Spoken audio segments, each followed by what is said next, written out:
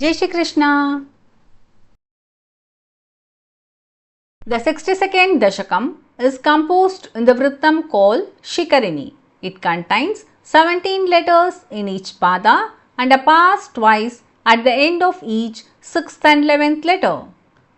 Kadachit Gopalan Vihitamaka Vibhavan Nirikshatvam Shaure Magavamadamudvam Situmanaha Vijanannapyetan Vinayamrudunandadi Pashupan Avruchakho Vayam Janaka Bhavatamudhyamayiti Babhashe nandhastvam sudananu vidheyo magavatah Makho varshe varshe sukhayati savarshena prithivim Drinam varshayattam nikilam upajivyam mahitale Visheshadasmakam trinasalila jivyahi pashavah Iti shrutva vacham piturai bhavanah sarasam Digetanno satyam magavajanita vrishtiriti yat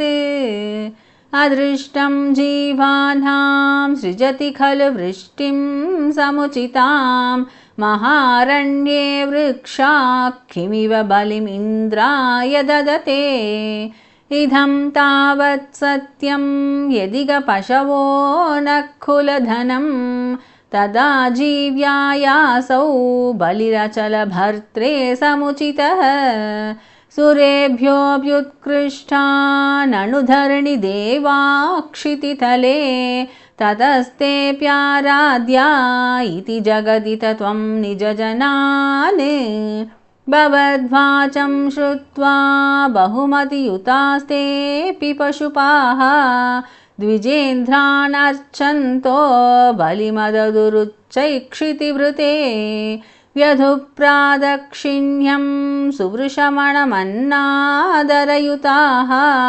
Tvamadashailatma bhalimakilamabhirapuratah Avochaishaivam tan kimiha vitatham me nigaditam girindro nanvesha svabhalimupabhunkte svavapusha ayam gotro gotra dvishicha kupite rakshitumalam samastanityukta jagrushurakhila gokulajushah Pariprita yatha khalu bhavadupeta vrajajushah Vrajam yavat tavat nijamakha vibhangam nishamayan Bhavantam janannapyadika rajasa kranta hridayah Nasehe devendra tvaduparasitatmunnatirapi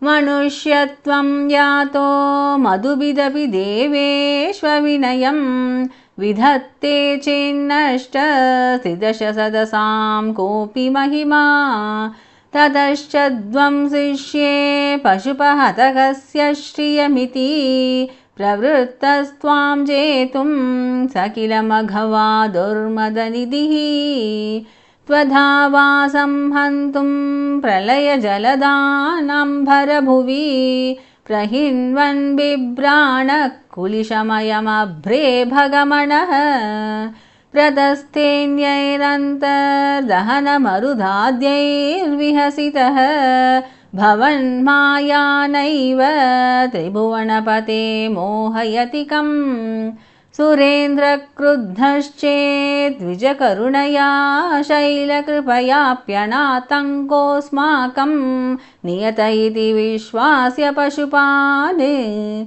aho kinnayato giribiditi sanchintya nivasan marudgehadisha pranudamuravairin mamagadane.